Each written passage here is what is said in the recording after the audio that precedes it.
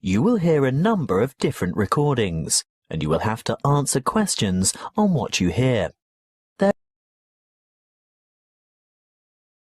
At the end of the test, you will be given 10 minutes to transfer your answers to an answer sheet.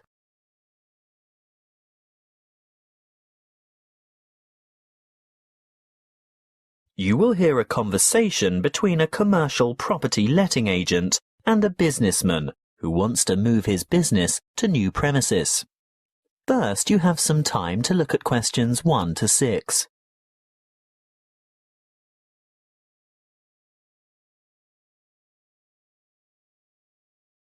Now we shall begin. You should answer the questions as you listen, because you will not hear the recording a second time. Listen carefully and answer questions 1 to 6. Good morning. Mr. Rich, isn't it? That's right. Raymond Rich of ICT Industries. ICT Industries. Just a moment while I put that on the form. Now, you're looking for new office space, is that right? Yes. Our present lease is due to expire soon, and as the company's expanding anyway, we need to find somewhere to move to. Do you prefer the suburbs, the city, or a commercial zone on the outskirts? Well, currently we're in a very pleasant suburb, but as I said, we've outgrown that building as we've got to move anyway. I think the city centre is where we want to be, right in the heart of things. I see. Anywhere in particular? Yes, somewhere in the vicinity of the main transport centre, because I have a large staff, and car parking in the city is terribly expensive. I think it would be a good idea if we didn't use our cars at all. Exactly what size premises are you looking for? Good question. Something more than the 10,000 square metres we have at present should do it. Shall we say 12,000 square metres? That's probably about right. Yes, I think that would meet our needs. Just how many employees do you have to accommodate? 40 in all, but only 14 will have their own offices. The rest will be in open-plan shared offices. Oh, I forgot to ask. Do any of your employees have extra requirements? Will we need to consider people with disabilities? Yes. Actually, there is one in a wheelchair who'll need suitable access and another who can walk just a few paces. She uses a mobility scooter, so we'd need to make sure all facilities, especially toilet facilities, were suitable and accessible, and we'd also need to be either on the ground floor or to find a secure place by the lifts for Mrs. Jackson to park her scooter. I'll need to keep that in mind when I come up with the property for you to look at. Now, when are you thinking of moving?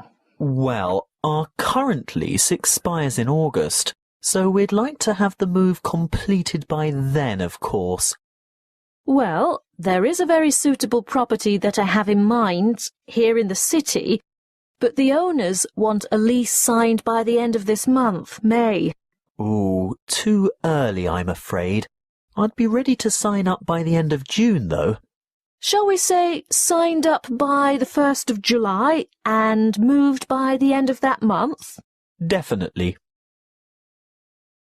Before you hear the rest of the conversation, you have some time to look at questions 7 to 10.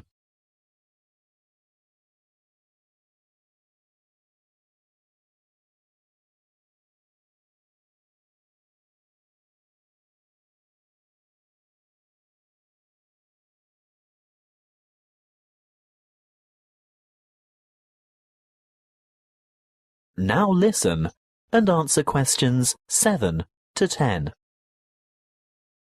Well, I'll keep your requirements in mind and let you know when something comes up. Wait a minute.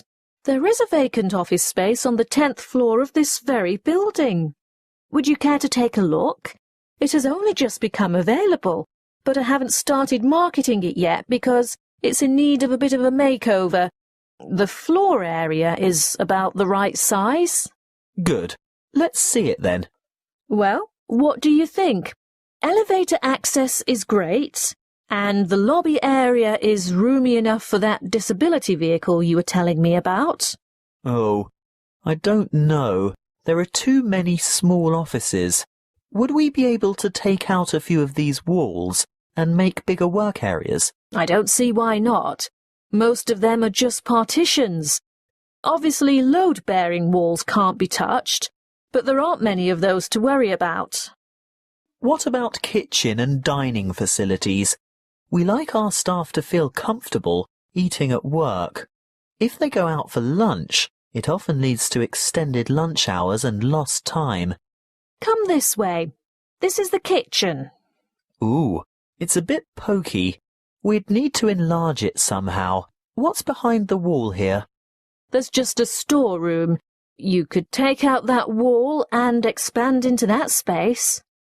Then what would we do for a storeroom? Well, see that tiny office near the entrance? It has no external windows or natural light. It would make an ideal storeroom. Yes, you're right. The whole place is a bit dilapidated. Obviously in need of that redecoration you were talking about. And I don't just mean a coat of new paint. I think all the light fittings would have to be modernised. Those broken blinds have to be replaced, and this old blue carpet definitely has to go. I agree. That's something we can negotiate with the owner. But overall, do you think it would fit your requirements? Well, you haven't given me any indication of what the lease would cost. But before we get into that, what are the terms of the lease concerning length of tenancy? Well, generally in the city, leases are never less than 3 years. Oh? I mean, we don't mind signing up for that period of time initially, but we don't necessarily want to have to move after that. We've been in our last place for 10 years, you know. Well, the usual agreement is a 3x3x2. That's a contract for 3 years with entitlement to extension for 3 years, and then another 2 years after that. But let me speak to the owner first. And one more thing. We have to consider the time frame. Remember, my current lease is due to expire in August. Well, with reliable contractors, it shouldn't take more than a couple of months to do the necessary refits. That is the end of part 1. You now have half a minute to check your answers.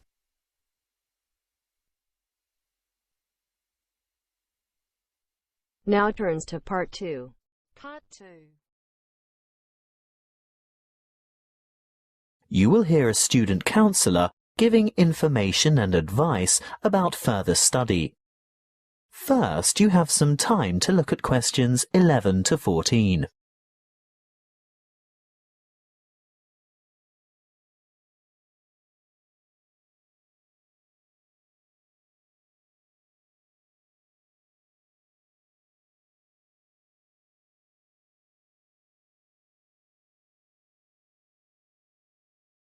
Listen carefully and answer questions 11 to 14.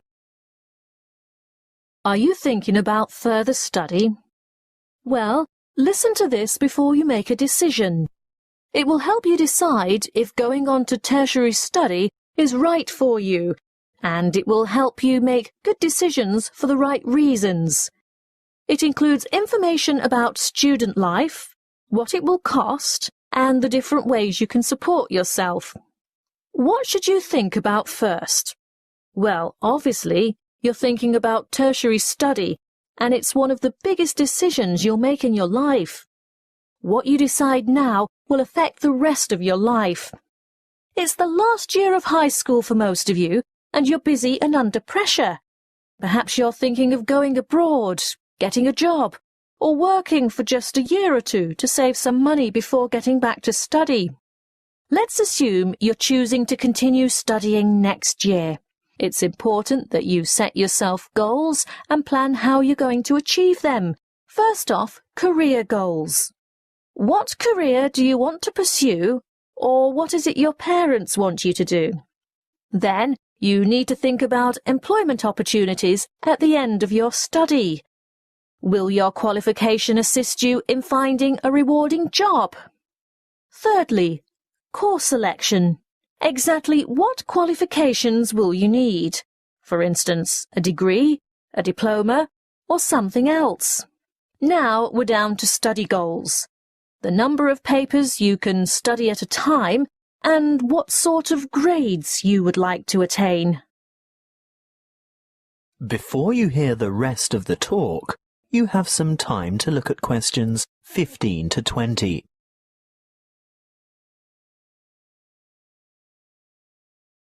Now listen and answer questions 15 to 20. Now, how do you make all that happen?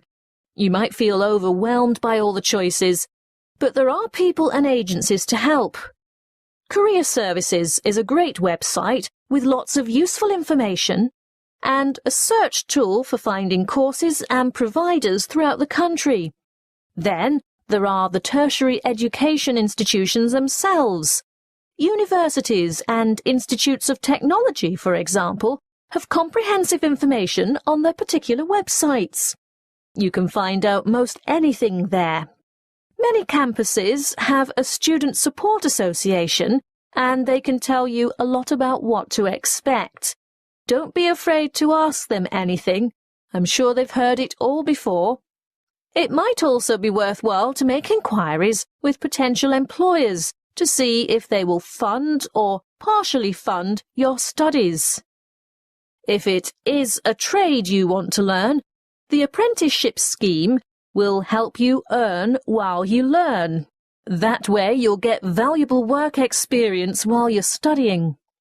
If you're still at school, then search out your school careers advisor, who will have a variety of information and resources at hand and be able to give you the kind of guidance you need to make a fully informed decision. And, last but not least, don't forget your parents and other family members. They can be of enormous help too.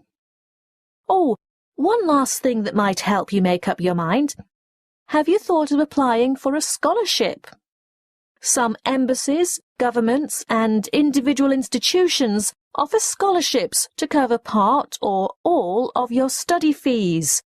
Most large libraries have a comprehensive catalogue of the various grants, awards and scholarships that are available. That is the end of part 2. You now have half a minute to check your answers. Now turns to part 3. Part 3. You will hear a tutor discussing with two students their research for a paper in cyber psychology. First, you have some time to look at questions 21 to 25.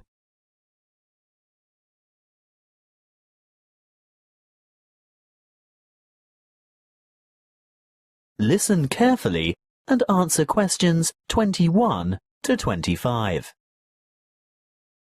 I'm very glad that the two of you decided to pursue this research topic, because I think it's not only much needed, but very relevant to current psychological concerns about addiction issues in young people. Now, tell me, how did you get started?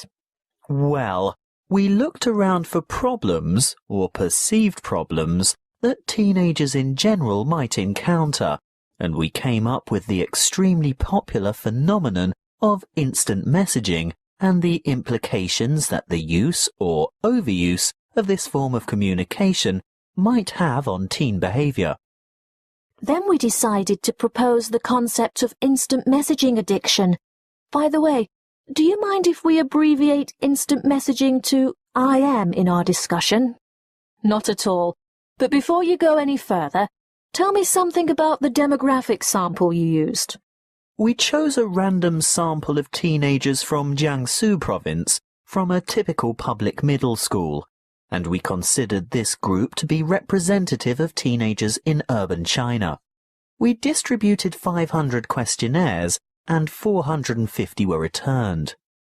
The sample group was on average aged between 14 and 15 years. Internet addiction, or technological addiction as it's sometimes called, has been studied many times before. What makes your research different? Well, previous studies indicated that internet-dependent students are more likely to use instant communication, but we wanted to find out primarily whether IM addiction actually exists, and if so, what the symptoms are. And secondly, we wanted to know whether IM addiction could be predicted. And finally, whether addiction has an impact on academic performance. Quite a large undertaking.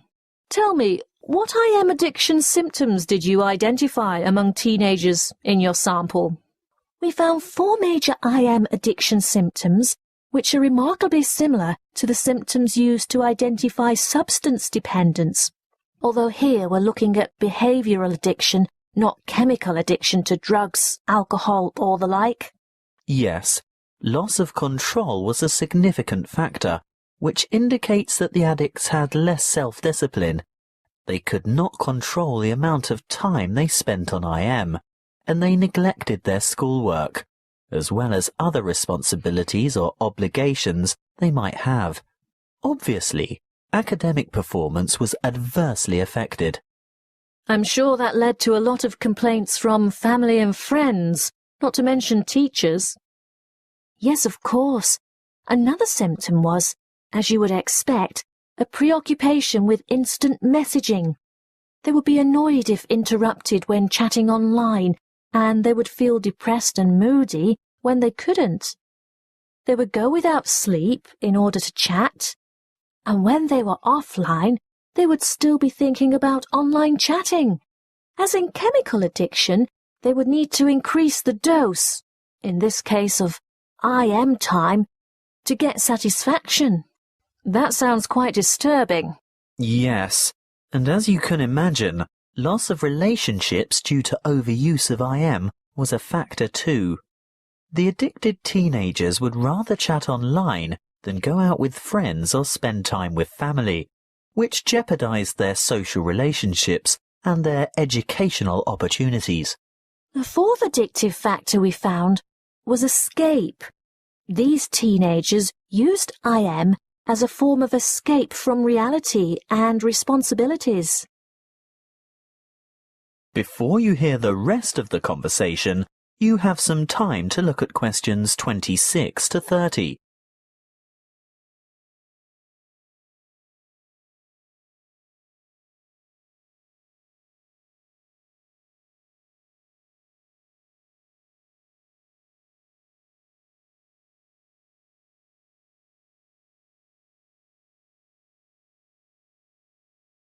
Now listen and answer questions 26 to 30. And can IM addiction be predicted? Well, we found a definite correlation between shyness and IM addiction. Not only shyness, but also a feeling of alienation was a predictor too. Alienation from family, peers, and school. So the more alienated they feel, the more they look for affection, friendship, and social support through IM. Exactly. But interestingly, what we found was that alienation was a predictor for addiction, but not necessarily related to a high level of IM use. How do you explain that? One possible explanation we considered was that those who were not alienated would communicate frequently with their friends through IM, but addicts, on the other hand, are probably looking for friendship through online chatting with strangers. Look, we're just about out of time. I'm really looking forward to reading your paper when you've finished it. But before I go, can you quickly sum up your conclusions? By looking at behavioural patterns and psychological characteristics, we were able to establish that there is a difference between high level of IM use and IM addiction as such. And that there are certain positive predictors for addiction. And our findings showed that teenagers' level of use of IM affected their academic performance. So you're saying that IM addiction detracts from the students' academic performance? That's what we set out to prove, and there's absolutely no doubt. Addicted students perform badly at school. But what we also found is that there is a correlation between the level of IM use and schoolwork. So, not just the addicts suffer low scores. Precisely. Our results show that the higher the level of IM use, regardless of whether addiction is involved, the more negative impact there is on academic performance.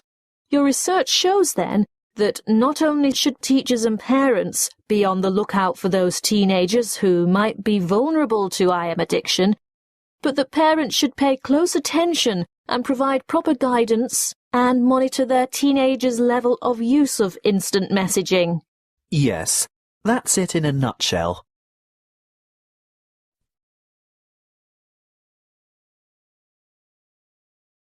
That is the end of part 3. You now have half a minute to check your answer.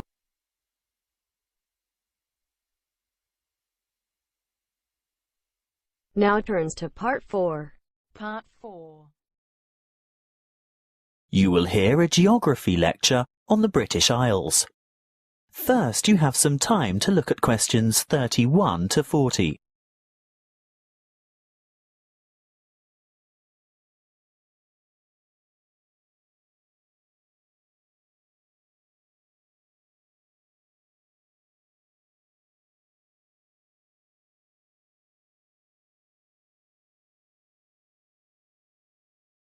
Listen carefully and answer questions 31 to 40.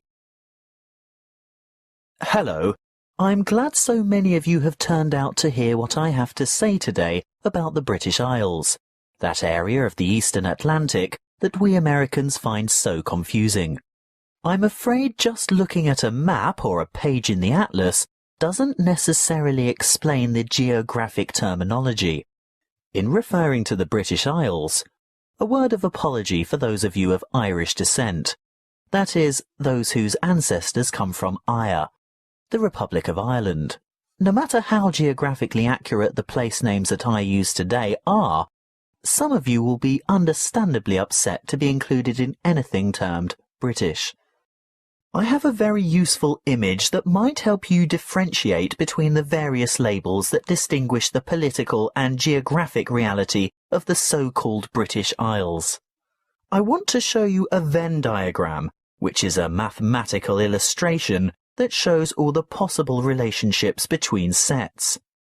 Look at this Venn diagram, and you will see that the geographical terminology is in bold, while the political terms are in italics. See here the British Isles in bold and the British Islands in italics. The aim of this lecture is to explain the meanings of and relationships among those terms. In geographical terms, you will see that the British Isles is an archipelago made up of the two large islands of Great Britain and Ireland, and including many smaller surrounding islands. Of course, you can't tell from the Venn diagram the true comparative size of these islands. You'll need to look at the map for that. But take my word for it, Great Britain is the largest island of the archipelago, followed by Ireland, which, in reality, geographically, lies to the west, and there are over 1,000 smaller islands. Now, in political terms, the United Kingdom of Great Britain and Northern Ireland is the constitutional monarchy, which includes the island of Great Britain, some small nearby islands, although not the Isle of Man or the Channel Islands, and the northeastern part of the island of Ireland. Thank goodness it is generally shortened to United Kingdom, the UK, Great Britain, or even the abbreviation GB, although none of these are strictly correct, of course. You'd better listen carefully to the next part, because, I warn you, it is very confusing. Ireland is the name of the sovereign republic occupying the larger part of the island of Ireland. But to distinguish it from the name of the island itself, and most importantly from the other part, which belongs to the UK, it is called the Republic of Ireland, or its Irish language name, Eire. That's E-I-R-E, even though Eire directly translates as Ireland. The smaller portion of the island is called Northern Ireland. The partition of Ireland took place in 1922, after a great history of struggle that we won't go into here. England, Scotland, Wales and Northern Ireland are legal jurisdictions within the United Kingdom, but Great Britain refers to the countries of England, Wales and Scotland as a unit. The British Islands contain the United Kingdom, the Channel Islands, made up of Guernsey and Jersey, and Isle of Man, which all have the British monarch as head of state. Interestingly, the Isle of Man, although governed as a British Crown dependency, has its own parliament, but relies on the UK for defence and in matters of external relations. So, you've learnt something about the geographical and political confusion surrounding the British Isles. Let's have a look at some of the linguistic confusion. To start with, there isn't an adjective to refer to the United Kingdom, so the term British is generally used. However, that means that citizens of Northern Ireland, although not on the island of Great Britain, still describe themselves as British, because this reflects their political and cultural identity. Irish, in a political sense, refers to the Republic only, so sometimes citizens of Northern Ireland would call themselves Northern Irish as a point of difference. Of course, the Northern in Northern Irish is not completely accurate either, as the most northerly peninsula on the island is in the county of Donegal, which is part of the Republic. OK, we might get in a muddle over the term Irish, but at least Scottish, Welsh and English should be self-explanatory. Apparently not to us Americans, and Europeans are often guilty of this too. We often use the term English incorrectly to mean British. I'd have to be the first to admit to calling my Welsh colleague English, which really gets his heckles up. He is Welsh, he tells me, and he may also be British, but he is definitely not English. Just one more thing. What is the British Commonwealth? It's a voluntary association of independent states, many of which were former British colonies. In fact, what was primarily the old British Empire. However, it's no longer known as the British Commonwealth, but is now called the Commonwealth of Nations instead, presumably because current members do not want to remember the old colonial ties. That is the end of part 4. You now have half a minute to check your answers.